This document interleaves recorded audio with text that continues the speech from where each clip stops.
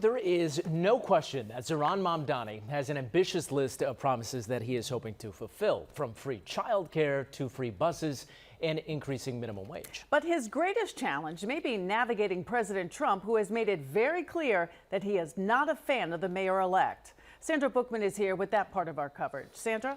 Sade and Mike, President Trump has falsely called Zohran Mamdani a communist. He has threatened to arrest him, and he has vowed to withdraw federal funding from the city. But late this afternoon, he took a slightly softer tone when talking about the 111th mayor of New York City. And now let's see how a communist does in New York. We're going to see how that works out. And we'll help him.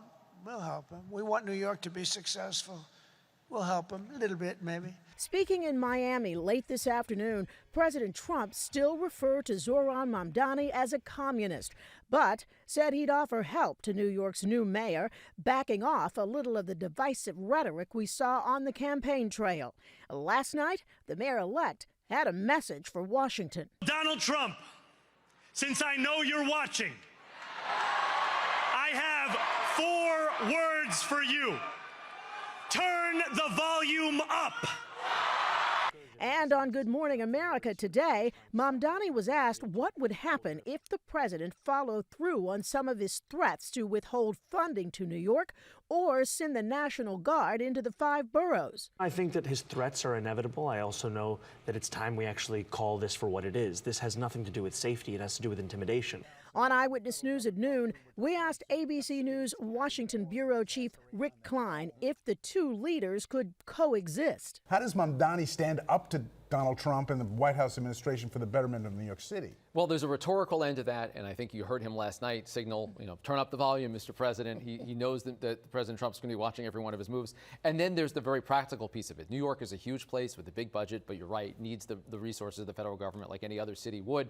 And there's areas of cooperation. That was a sentiment echoed by the man Mamdani will be replacing.